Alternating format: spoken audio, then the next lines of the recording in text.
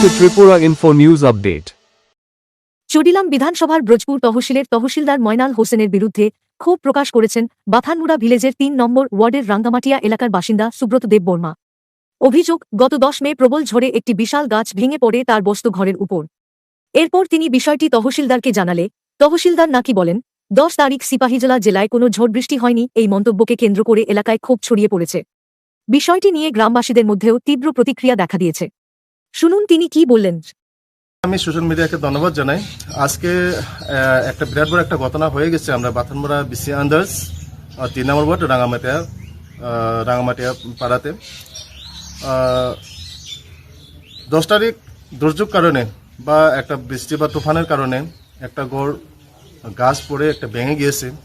ওখানে গড়ের লোক যদি এখান থেকে যদি সরিয়ে না যেত তো গড়ের লোক সহ মারা যেত।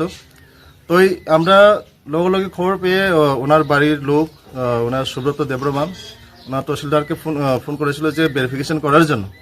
কিন্তু তহসিলদার বলেছে যে সিপাহীজলা ডিস্ট্রিক্টে কোনো বাতাস নেই, কোনো বৃষ্টি নেই।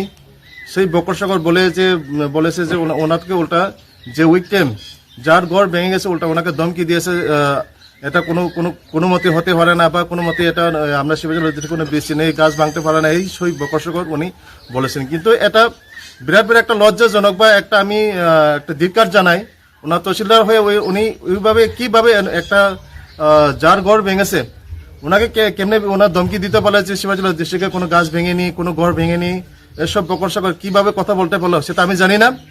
তবে যদি উনি অতি সত্বর যদি এটি ভেরিফিকেশন করে যদি এটার কোনো রিপোর্ট যদি না পাঠায় আমি অতি সত্বর ওনার নামে আমি একটা অভিযোগ আমি এফআইআর করব।